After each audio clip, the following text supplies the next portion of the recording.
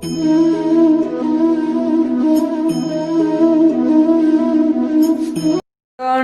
છો બધા? મજામાં?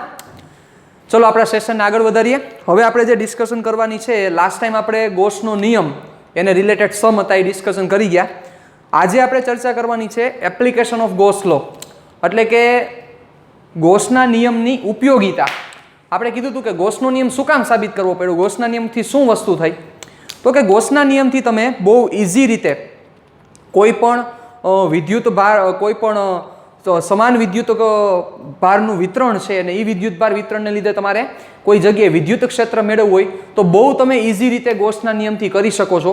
પણ કન્ડિશન એમાં તમારે એ બધી વસ્તુ વિચારવી પડશે કે જેમાં તમારે શું કરવું પડે, બંધ પૃષ્ઠ લેવું પડશે અને બંધ પૃષ્ઠ ઉપરથી તમારે વિદ્યુત ક્ષેત્ર મેળવવાનું થશે. ચાલો તો હવે એ ડિસ્કશનને થોડીક આપણે હવે આગળ વધારીએ. તો ગોસનો નિયમ પહેલા શું હતો એ મને કહી દો. તો ગોસનો નિયમ તમારો હતો એ હતો phi is equal to integration E dot dA is equal to sigma Q upon epsilon 0. Okay, આ વેલ્યુ હતી. phi is equal to integration E dot dA over close surface is equal to sigma Q by epsilon 0. કા general કેસમાં આપણે એને sigma ક્યુ અથવા ક્યુ પણ કહી શકીએ છીએ. ચાલો તો હવે આ ફોર્મ્યુલા ઉપરથી તમારે વર્કિંગ કરવાનું છે અને બેઝિકલી મેઇન ફોર્મ્યુલા તમારું આ છે. જોવા જાવ ને તો આ ફોર્મ્યુલા ઉપર વર્કિંગ છે. આ ત્રણેય છે જ, પણ એમાં વધારે આ થશે કારણ કે તમારે આ નિયમના ઉપયોગથી તમારે વિદ્યુત ક્ષેત્ર મેળવવાનું થશે. એટલે એ વિદ્યુત ક્ષેત્ર તમારે એવી રીતે મેળવવાનું થશે, થોડીક ચાલાકીથી મેળવવાનું થશે કે જેથી તમે ઇઝી રીતે વિદ્યુત ક્ષેત્ર મેળવી શકો. આ બહુ અગત્યનો એક આખો પોઈન્ટ છે. રેડી? કારણ કે જે બંધ પૃષ્ઠ ધારવું કેવું, કેવી રીતે બંધ પૃષ્ઠ લેવું, એ જ બહુ અગત્યની વાત છે સાહેબ. એ બંધ પૃષ્ઠ જો લેતા ન આવડે તો કાંઈ કામ થઈ શકશે નહીં. એટલે ખાસ આ વસ્તુને તમારે ધ્યાન રાખવાની થશે. ચાલો તો હવે એમાં આપણે જો સૌથી પહેલો જે આપણો ટોપિક છે એ અનંત લંબાઈના લેમડા જેટલી સમાન વિદ્યુતભાર ઘનતા ધરાવતા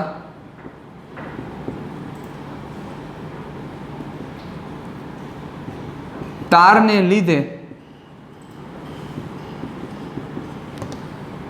તારથી લંબ અંતરે વિદ્યુત ક્ષેત્ર મેળવવાનું છે. આ આપણું કામ છે સાહેબ. એટલે અનંત લંબાઈનો તાર છે, લેમડા જેટલી એની રેખીય વિદ્યુતભાર ઘનતા છે અને એ તારને લીધે લંબ અંતર ઉત્પન્ન થતું વિદ્યુત ક્ષેત્ર ચર્ચા કરેલી છે આપણે.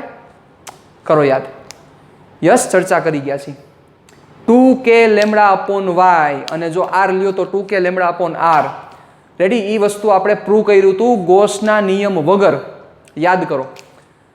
તો એ ચર્ચા હવે અહીંયા આપણે કરવાની છે, પણ એમાં ગોસના નિયમ સાથે ચર્ચા કરવાની છે. એટલે એમાં તમારે ગોસનો નિયમ લેવાનો છે અને ગોસના નિયમ ઉપરથી બહુ ઇઝી રીતે તમે આને બહુ ઇઝી રીતે તમે ફાઇન કરી શકશો. ઓમ આપણે કેટલું આખું એક નહીં પણ દોઢ બોર્ડ જોયું તો એક લેક્ચર આખો વહી ગયો હતો આપણો. રેડી? પણ અહીંયા એટલો ટાઈમ જશે નહીં, બહુ ઓછા સમયમાં આખી વસ્તુ આ થઈ જશે. પણ એના માટે ખાસ વસ્તુ જે છે એ તમારું બંધ પૃષ્ઠ કેવું ધારવું એ જ બહુ અગત્યની વાત છે. ચાલો આપણે વિચારીએ, સમજો બરોબર. આ અનંત લંબાઈનો તાર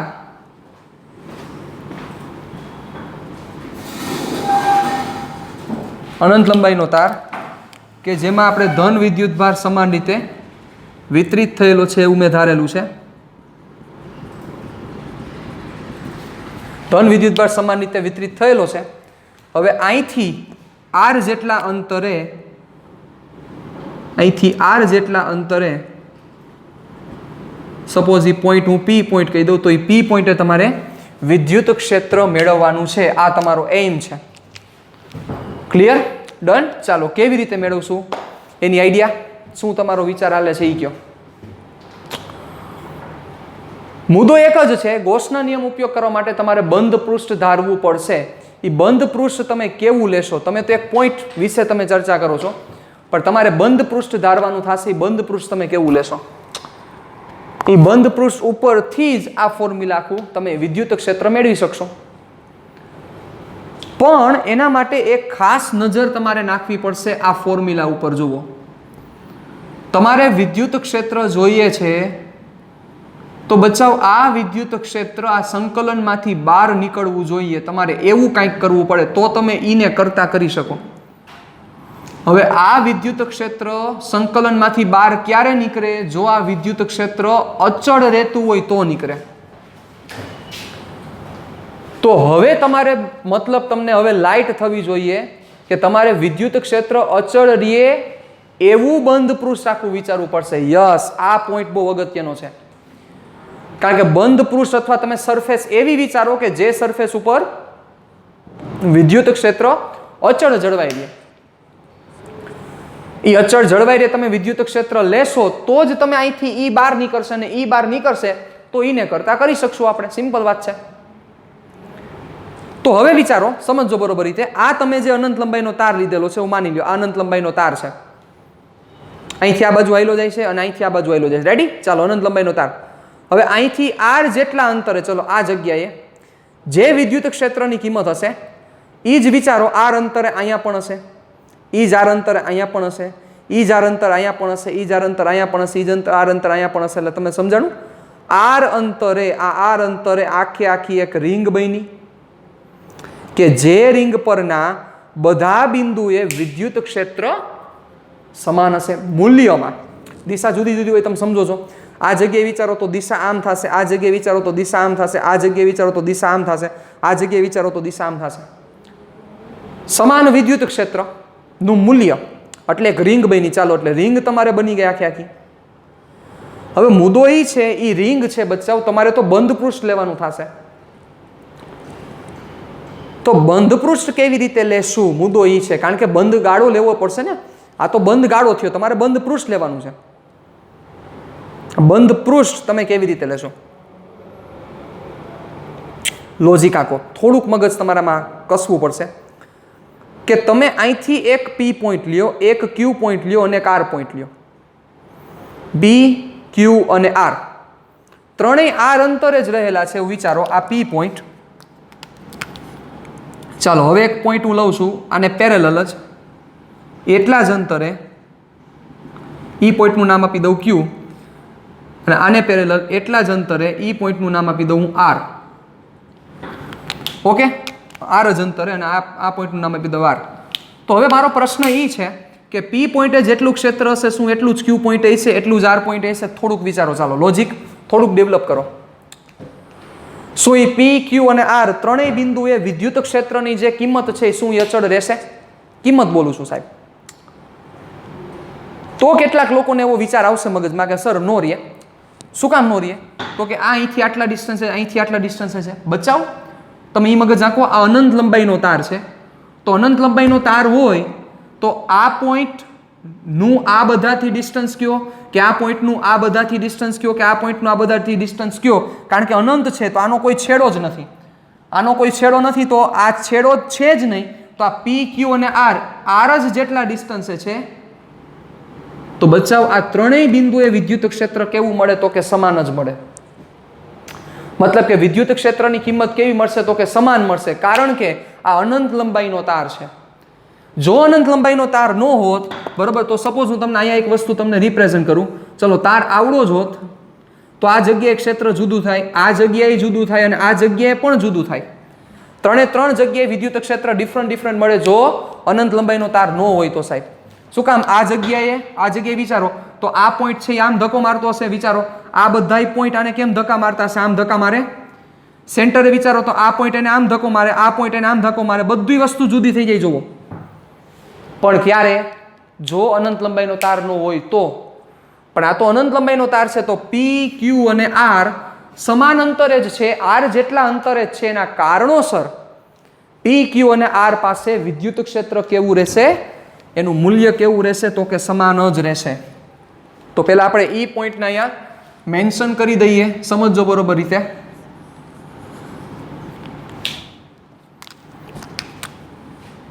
અહીં પી, ક્યુ અને આર બિંદુઓ પાસે અનંત લંબાઈના તારને લીધે ઉત્પન્ન થતા ક્ષેત્રની કિંમત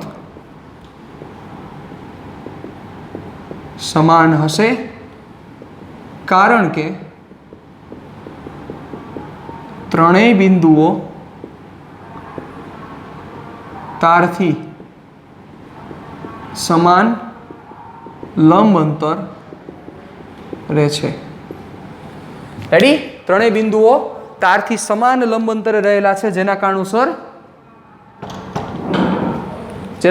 ત્રણેય બિંદુએ વિદ્યુત ક્ષેત્ર હશે કેવું રહેશે, એનું મૂલ્ય સમાન રહેશે. ઓકે, ચાલો હવે તો આપણો મુદ્દો એ જગ્યાએ અટકો હતો કે સાહેબ આપણે બંધ પૃષ્ઠ લેવાનું છે. તો બંધ પૃષ્ઠ બની ગયું સાહેબ. વિચારો, ચાલો આ પી પોઈન્ટ હતો, અનંત લંબાઈનો તાર છે. પી પોઈન્ટ, તો પી પોઈન્ટ પાસે આખી રિંગ બનશે. વિચારો, ક્યુ પોઈન્ટ પાસે આખી રિંગ બનશે, આર પોઈન્ટ પાસે રિંગ બનશે. તો આવી બધી રિંગ ભેગી કરી લ્યો તો બની ગયો નળાકાર આખે આખો. પહેલી રિંગ, બીજી રિંગ, ત્રીજી રિંગ, આ બધી રિંગ ભેગી કરી લ્યો સ્ટેટમાં, તો આખે આખો બની ગયો નળાકાર. તો યસ, તમારે શું ધારવું પડશે? તો કે તમારે ધારવો પડશે નળાકાર. કારણ કે ઈ નળાકાર તમે જે આખો ધાયરો છે, સમજો આ પી, આ ક્યુ અને આર, તો આ આખે આખો આર સમજો, અહીંથી આર આર આર આર, આ બધી આવી રિંગ ભેગી કરી લ્યો. પહેલી રિંગ, બીજી રિંગ, ત્રીજી રિંગ, આવી બધી રિંગ ભેગી કરી લ્યો તો આખે આખું નળાકાર બની ગયો. ઈ નળાકારની વક્ર સપાટી, કારણ કે નળાકારના સેન્ટર ઉપર, એની ભૌમિતિક અક્ષ ઉપર, નળાકારની ભૌમિતિક અક્ષ ઉપર તાર છે, તો એ નળાકારની બધી વક્ર સપાટી પરના દરેક બિંદુએ વિદ્યુત ક્ષેત્રની કિંમત કેવી રહેશે? સમાન રહેશે સાહેબ. તો હવે શું ધારવાનું થયું? યસ, તમારે ધારવાનો થશે નળાકાર. તો આ નળાકાર તમે આવો ધારો છો, વિચારી લ્યો.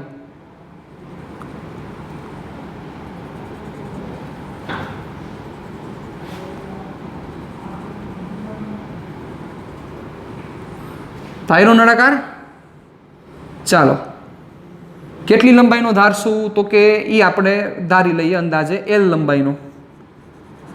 કેટલી લંબાઈનો? એલ લંબાઈનો નળાકાર ધારી લ્યો. ઓકે, ચાલો જોજો બરોબર રીતે.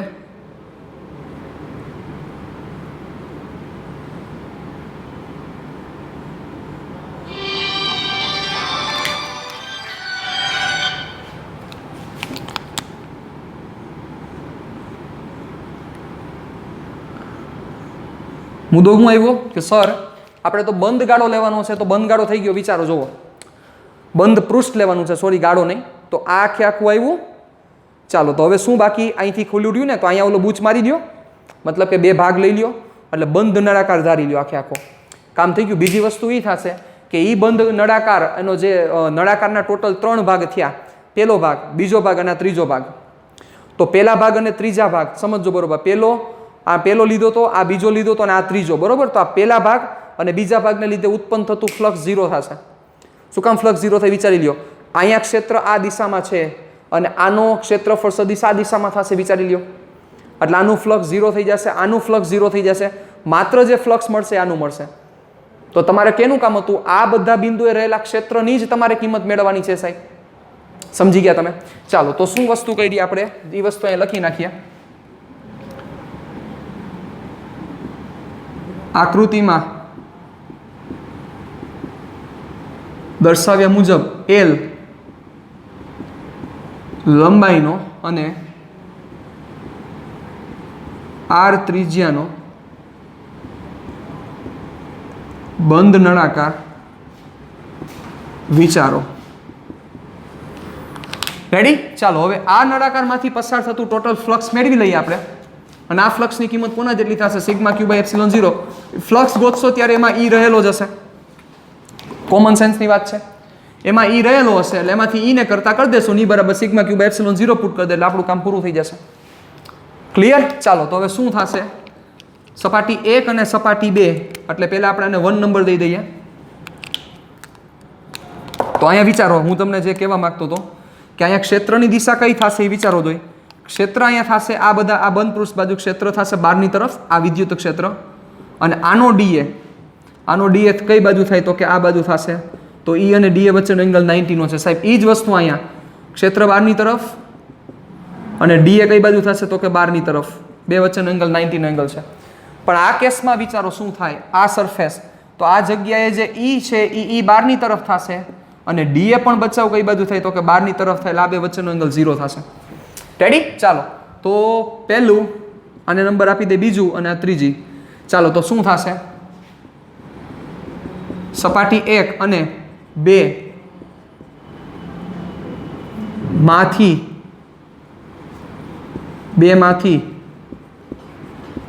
પસાર થતું વિદ્યુત ફ્લક્સ શૂન્ય થશે, કારણ કે સપાટી પરના બધા બિંદુઓ માટે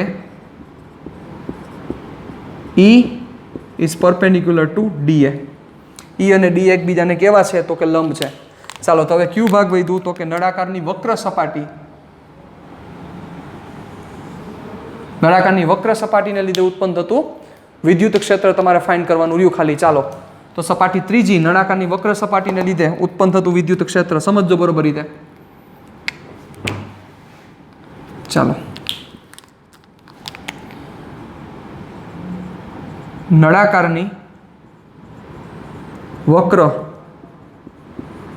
સપાટીને લીધે ઉત્પન્ન થતું, અથવા એમ લખી નળાકારની વક્ર સપાટીમાંથી પસાર થતું વિદ્યુત ફ્લક્સ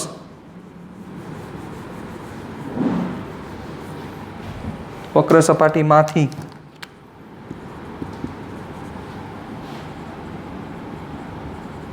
પસાર થતું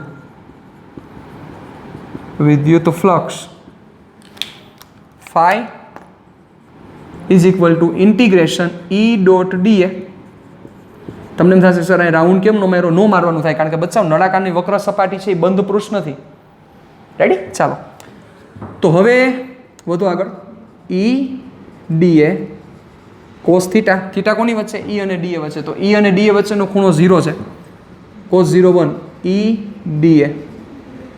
ચાલો હવે E દરેક બિંદુ ઉપર કેવું હશે? સમાન હશે ચર્ચા કરી મુજબ. ચાલો તો શું થશે? E ને પહેલા આપણે બહાર કાઢી લઈએ. therefore phi is equal to E integration dA. ચલો તો phi is equal to E dA ભેગા કરો તો નળાકારની વક્ર સપાટીનું ક્ષેત્રફળ 2 pi RL. આ વસ્તુ ખબર હોવી જોઈએ. આ તમને ટોટલ phi મળ્યો. હવે phi મળી ગયો તો આના ઉપરથી સિમ્પલ વસ્તુ છે, ગોસનો નિયમ તમે વાપરી શકો. તો ગોસના નિયમ પરથી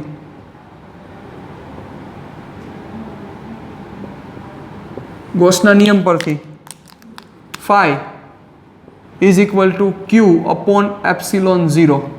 તો phi ની વેલ્યુ શું આવી છે? 2 pi RL E is equal to Q upon epsilon 0.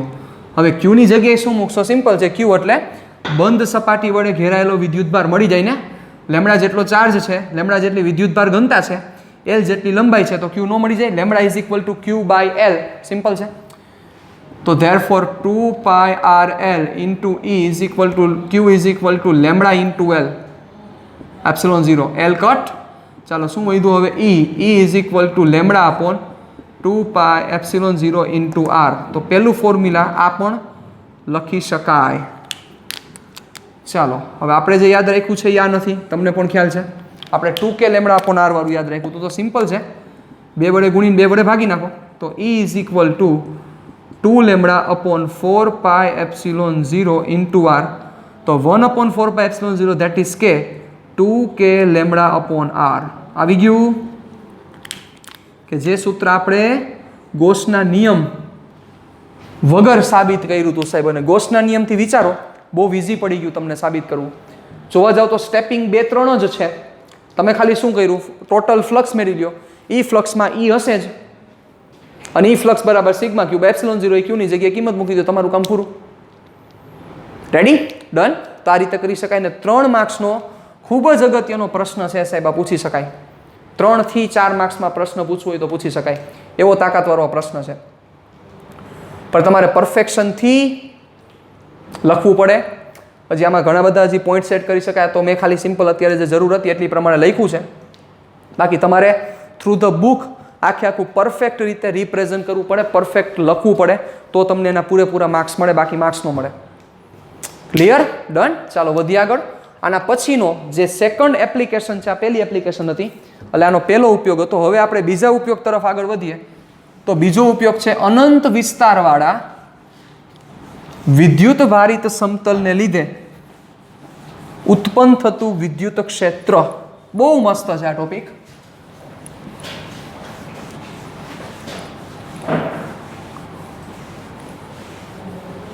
અનંત વિસ્તારવાળા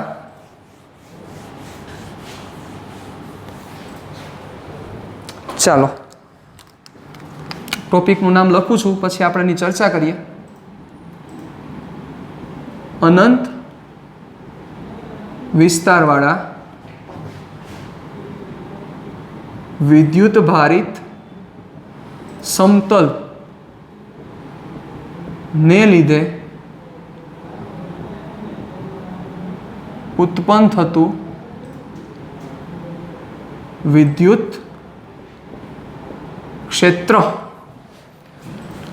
અનંત વિસ્તારવાળા સમાન રીતે વિદ્યુત ભારિત થયેલા સમતલને લીધે ઉત્પન્ન થતું વિદ્યુત ક્ષેત્ર. એટલે એવું કહી શકાય, સમજજો બરોબર, ધ્યાન રાખજો. ચલો, આ એક સમતલ છે એવું માની લ્યો, પણ અનંત વિસ્તારવાળું સમતલ છે. બચાવ, અનંત વિસ્તારવાળું સમતલ એટલે શું થાય? તો કે આ બાજુ પણ અનંત આયેલું જાય છે, આ બાજુ પણ અનંત આયેલું જાય છે, આ બાજુ પણ અનંત આયેલું જાય છે, આ બાજુ પણ અનંત આયેલું જાય છે. આવું અનંત વિસ્તારવાળું વિદ્યુત ભારિત સમતલ છે. આના ઉપર સિગ્મા જેટલી પૃષ્ઠ વિદ્યુત ભાર ઘનતા છે. તમે સમજી ગયા સિગ્મા લેવો પડશે. શું કામ સિગ્મા લેવો પડે? સમજો, શું કામ સિગ્મા લેવો પડશે?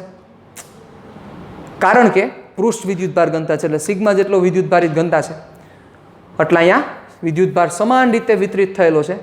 હવે આ વિદ્યુત ભાર વિતરણને લીધે તમારે આ પૃષ્ઠથી કોઈ એક અંતરે તમારે વિદ્યુત ક્ષેત્ર મેળવવાનું છે. સાહેબ, વિદ્યુત ક્ષેત્ર ખૂબ જ ઇન્ટરેસ્ટિંગ આખે આખો ટોપિક છે. કઈ રીતના કરશું? આ અનંત વિસ્તારવાળું વિદ્યુત ભારિત સમતલ છે, અનંત વિસ્તારવાળું. આ બાજુ કન્ટિન્યુઅસલી ચાલુ જાય છે, આ બાજુ કન્ટિન્યુઅસલી આમ આવેલું જાય છે, આ બાજુ કન્ટિન્યુઅસલી આમ આવેલું જાય છે, આ બાજુ કન્ટિન્યુઅસલી આમ આવેલું જાય છે. અનંત વિસ્તારવાળું સમતલ છે, એના ઉપર સમાન રીતે વિદ્યુત ભારનું વિતરણ થયેલ છે. એના લીધે કોઈ એક બિંદુએ, સપોઝ આ બિંદુએ તમારે વિદ્યુત ક્ષેત્ર મેળવવું છે. સમજજો બરોબર રીતે. તો આ સપોઝ પોઝિટિવ ચાર્જ છે, અહીંથી મેં આર જેટલું અંતર અહીંયા ધાર્યું. મુદ્દો એક જ છે, તમને ખબર જ છે, તમારે શું કરવાનું છે? ગોસનો નિયમ કન્સિડર કરવાનો છે. અને ગોસના નિયમમાં એવી રીતે કન્સિડરેશન કરવાનું છે કે જેથી બંધ પૃષ્ઠ મળે, અને બંધ પૃષ્ઠ પરના તમે જે બિંદુ વિચારો છો એ બિંદુએ વિદ્યુત ક્ષેત્ર કેવું મળવું જોઈએ? તમને સમાન મળવું જોઈએ. તો ઈ બારે નીકળી જાય ને ઈને કરતા કરો એટલે તમારું કામ પૂરું થઈ જાય. બહુ સિમ્પલ લો ઉપર આપણે આખું કામ કરવાનું છે. રેડી? ચાલો, તો હવે શું થશે વિચારો. અહીંથી તમે આર જેટલા અંતરે એક બિંદુ વિચારો છો. હવે આ બિંદુ એક ક્ષેત્ર કેમ હશે? તો કે બારની તરફ આમ હશે. વિચારી લ્યો, અહીંથી આર જેટલા અંતરે વિચારો છો તમે, ક્ષેત્ર કઈ બાજુ હશે? તો કે બારની તરફ હશે, આ જગ્યાએ. હવે થોડુંક લોજિક આખો, તો અહીંથી તમે જે આર અંતરે એક બિંદુ લીધું છે, આ જગ્યાએ જેટલું ક્ષેત્ર હોય એટલું જ અહીંથી આર અંતરે આ બાજુ પણ હશે, અને એટલું જ ક્ષેત્ર હશે કઈ બાજુ હશે? તો કે આ દિશામાં હશે. કારણ કે આ ધન વિદ્યુત ભારિત પ્લેટ છે, આખે આખું એક જ સમતલ છે. તો આ બાજુ જે ક્ષેત્ર હશે એ આમ થ્રો થતું હશે, આ બાજુ ક્ષેત્ર હશે એ આમ થ્રો થતું હશે. સમજી શકો છો? તો હવે અહીંથી આર જેટલા અંતરે તમારે ક્ષેત્ર લેવું છે, તો અહીંથી આર જેટલો પોઈન્ટ તમે વિચારો, અહીંથી આર જેટલો પોઈન્ટ તમે વિચારો, તો એ આખી આખી એક લાઈન બને. એ લાઈનના બે છેડા, એટલે એ બે છેડા ઉપર તમારે વિદ્યુત ક્ષેત્ર મેળવવું છે. પણ એમાં બંધ પૃષ્ઠ કેવી રીતે લેવું? કારણ કે બચાવી તો લાઈન બની આખી આખી, તમારે તો બંધ પૃષ્ઠ લેવાનું છે. તો હવે થોડુંક તમારું લોજિક હું હલાવડાવું, જોજો બરોબર રીતે. કઈ રીતે તમે વિચારી શકશો? અહીંથી આર જેટલો એક પોઈન્ટ લ્યો, આ જગ્યાએ જેટલું ક્ષેત્ર હશે એટલો જ અહીંથી આર જેટલો પોઈન્ટ લ્યો, એટલા જ અંતર એટલું જ ક્ષેત્ર હશે. હોય જ, કારણ કે આ તો અનંત વિસ્તારવાળું છે. અહીંથી આર જેટલા પોઈન્ટે હજી એક પોઈન્ટ લ્યો, તો આ ત્રણેય પોઈન્ટ ઉપર ક્ષેત્ર કેવું રહે? સમાન જ રહે. રીએ સમાન? હા, રીએ. પણ હવે તમારે આ એક સમતલ એવું થયું, સમજો બરોબર. આ સમતલ કયું સમતલ?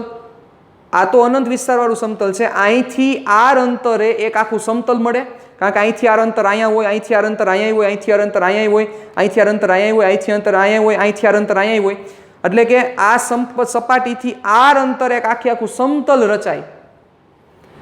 ઈ સમતલ પરના દરેક બિંદુએ ક્ષેત્ર કેવું રહેશે? સમાન રહેશે. વિચારી લ્યો. ફરીથી સમજાવું. આ અનંત વિસ્તારવાળું સમતલ, અહીંથી આર જેટલા અંતરે એક પોઈન્ટ લ્યો, અહીંથી આર જેટલા અંતરે એક પોઈન્ટ લ્યો, અહીંથી આર જેટલા અંતરે પોઈન્ટ લ્યો, અહીંથી આર જેટલા અંતરે પોઈન્ટ લ્યો, અહીંથી આર જેટલા અંતરે પોઈન્ટ લ્યો. તો વિચારો, આ સમતલથી આર જેટલા અંતરે એક આખું સમતલ મળશે, જે સમતલ પરના દરેક બિંદુએ ક્ષેત્ર સમાન જ હશે.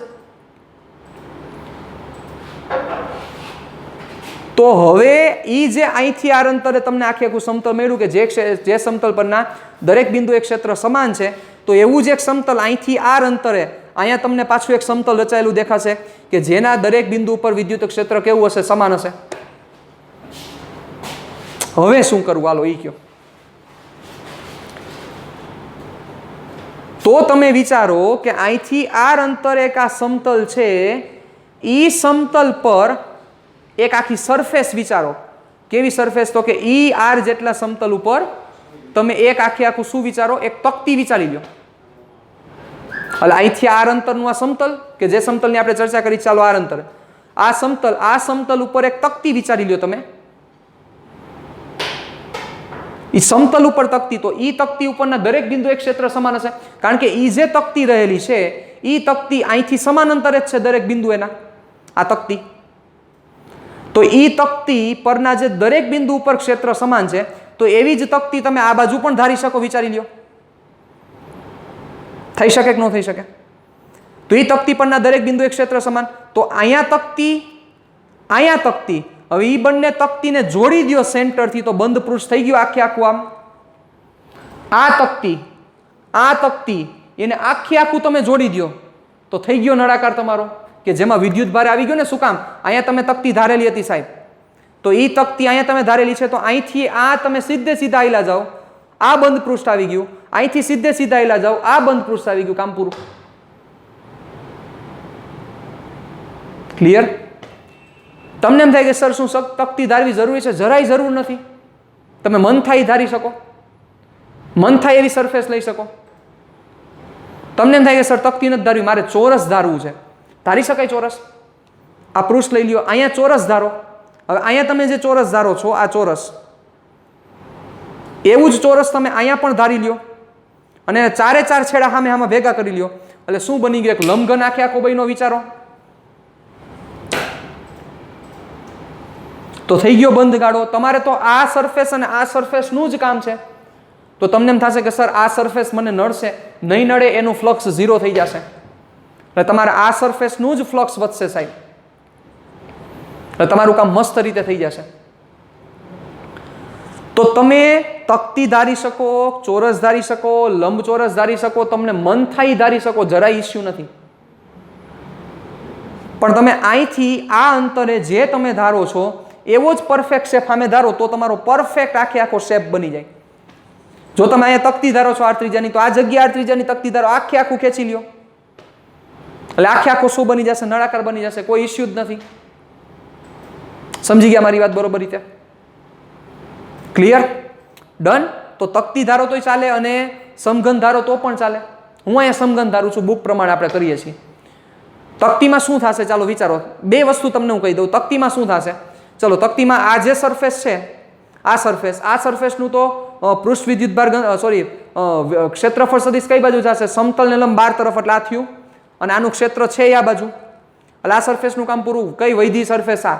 તો બચાવ આમાં ક્ષેત્ર આમ થશે અને સરફેસ અને બધા એંગલે 90 થશે. બચાવ આ સરફેસ વધશે ને. તો એ દરેક પોઈન્ટ ઉપર વિચારો, આ જે સરફેસ તમને દેખાય છે, આ દરેક પોઈન્ટ ઉપર ડીએ આમ હશે ને ક્ષેત્ર આમ હશે, એટલે 90 નો એંગલ જ થાય. એટલે આનું ફ્લક્સ 0 જ થશે. એવી જ રીતે આ બાજુનો આ જે તકતીવાળો ભાગ છે એને લીધે ઉત્પન્ન થતું ફ્લક્સ મળશે. શું કામ? ક્ષેત્રફળ સદિશ બહારની તરફ અને વિદ્યુત ક્ષેત્ર પણ બહારની તરફ. પણ આ ભાગ 0 થઈ જશે. વિચારી લ્યો. કારણ કે આનો ડી આમ અને આનો ડીએ, એટલે ક્ષેત્રફળ સદિશનો દિશ આ બાજુ થશે અને વિદ્યુત ક્ષેત્ર આ બાજુ, એંગલ 90 નો થશે. તમારું કામ થઈ ગયું. એવી જ રીતે જો તમે સમઘન ધારી લો તો સમઘનમાં પણ ઈ થશે, પણ હવે હું તમારી સામે રિપ્રેઝન્ટ કરું છું, બરાબર? ચલો જોજો બરોબર રીતે.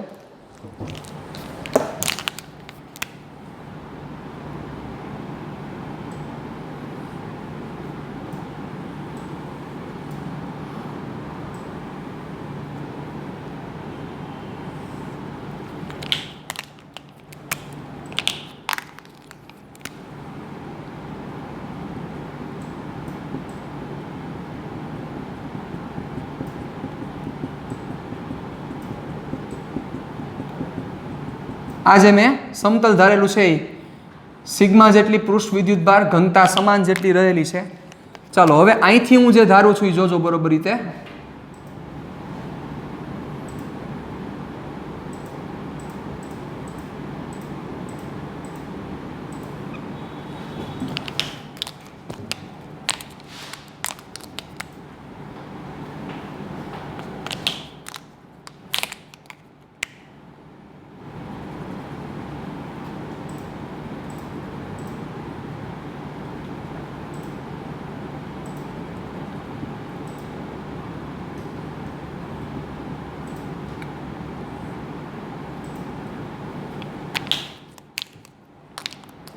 અને હવે આ બાજુ આપણે દેખાડી દઈએ.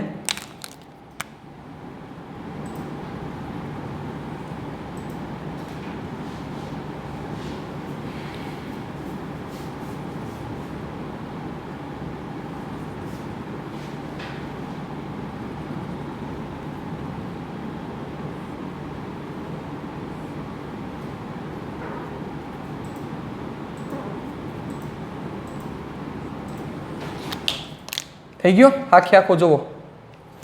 અને આ એનો વચ્ચેનો વિદ્યુતભાર પણ આવી ગયો. આ રહ્યો વિદ્યુતભાર.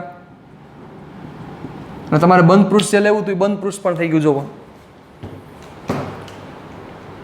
આખી કલ્પના થાય એમ જ છે. જો મસ્ત આખે આખું દેખાડેલું છે, તમે સમજી શકશો. હવે જે હું કહેતો હતો, આ જે સરફેસ છે, આ સરફેસનો ક્ષેત્રફળ સપોઝ એ જેટલું છે અને આનું પણ એ જેટલું છે. આનો ક્ષેત્રફળ સદિશ કઈ બાજુ થશે તો કે બહારની તરફ થશે, સમજો છો તમે? અને આને લીધે જે ઉત્પન્ન થતું ક્ષેત્ર પણ એ બહારની તરફ આ પોઈન્ટ ઉપર થશે. ક્લિયર? એવી જ રીતે અહીંયા વિચારો, આને લીધે ઉત્પન્ન થતું ક્ષેત્ર ફળ સદિશ બહાર અને વિદ્યુત ક્ષેત્રની દિશા પણ બહારની તરફ થશે. પણ અહીંયા વિચારો તો કે આનો ક્ષેત્રફળ સદિશ ઉપર પણ વિદ્યુત ક્ષેત્ર રેખા વિદ્યુત ક્ષેત્ર તો બહારની તરફ, બે વચ્ચેનો એંગલ 90. એવું જ તમે નીચે દર્શાવી શકો. એવું જ તમે આ બાજુની સરફેસ, ચાલો ટોટલ 6 સરફેસ છે, એમાં નીચેની લઈ લીધી, ઉપરની લઈ લીધી, આ બાજુની લઈ લીધી. હવે પાછલી સરફેસમાં ક્ષેત્રફળ સદિશ બહાર અંદરની તરફ થાય અને વિદ્યુત ક્ષેત્ર આ બાજુ થશે. આગલી સરફેસમાં ક્ષેત્રફળ સદિશ બહારની તરફ થાય, વિદ્યુત ક્ષેત્ર આ બાજુ થશે. થઈ ગયું કામ પૂરું તમારું. એટલે અહીંયા ઈ અને ડીએ વચ્ચેનો એંગલ 90 જ થશે. વિચારો, આ ઈ સોરી આ ડીએ અને આ ઈ, અહીંયા આ ડીએ અને આ ઈ એંગલ કેટલાનો થશે? 90 જ થશે. એવી રીતે આ જગ્યાએ વિચારી લ્યો, આ જગ્યાએ ઈ આમ છે અને ડી આમ થશે. વિચારો, ઈ આમ છે, ડી આમ થશે. પૂરી થઈ ગઈ વસ્તુ. તો હવે ખાલી કોને લીધે થશે? સિમ્પલ છે. આ બધી બીજી બધી સપાટીને લીધે માંથી પસાર થતું ફ્લક્સ શૂન્ય થશે, પણ આ બંનેમાંથી પસાર થતું ફ્લક્સ કાંઈક મળશે. તો હવે શું લખશો? ચાલો ધ્યાન દેજો બરોબર. અહીં સપાટી 1 અને 2 માંથી પસાર થતું ફ્લક્સ, અથવા આમ લખીએ સપાટી 1 માંથી, પહેલા આપણે ખાલી સપાટી 1 નું ગોતી લઈએ. સપાટી 1 માંથી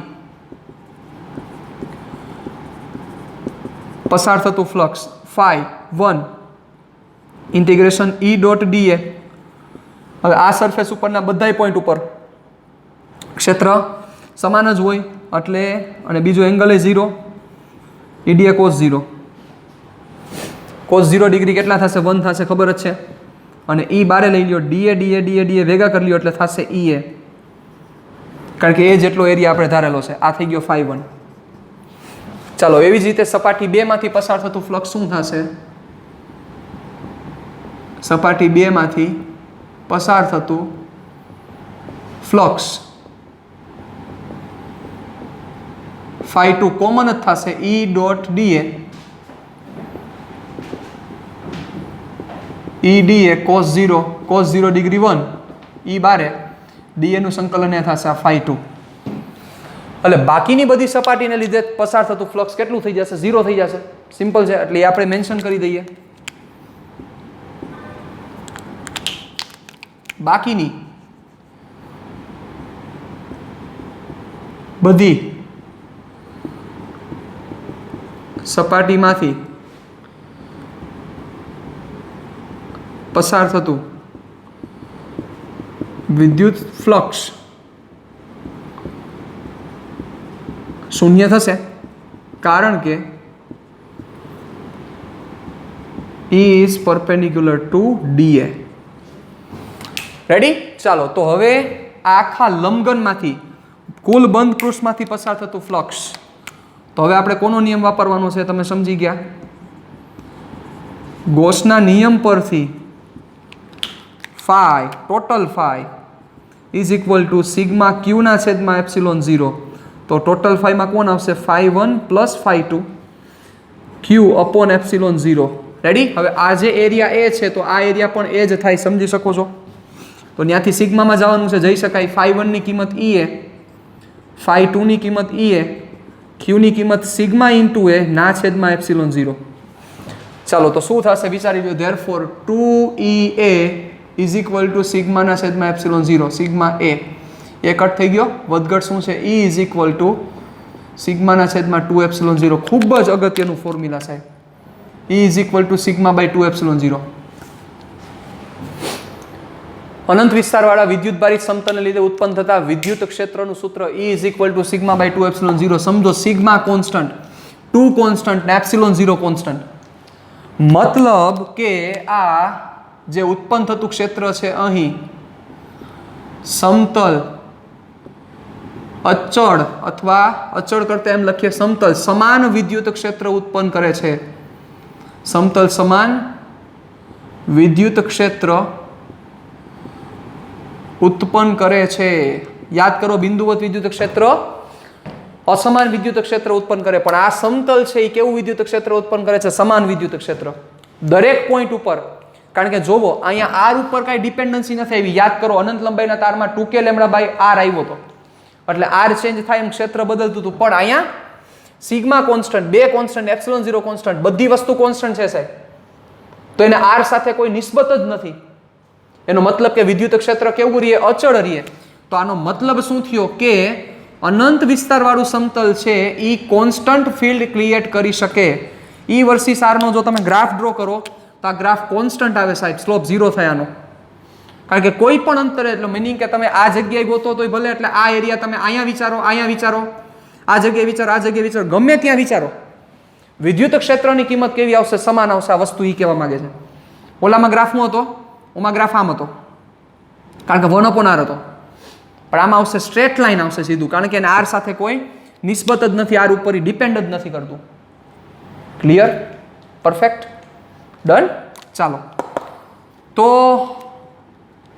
આના હજી સ્પેશિયલ કેસ કરવા છે આપણે પણ એ દાખલો આવશે દાખલામાં જ સ્પેશિયલ કેસ કરવા છે આજની વાતને વિરામ આપીએ ટાટા બાય બાય સિયા ફિર મિલેંગે ચલતે ચલતે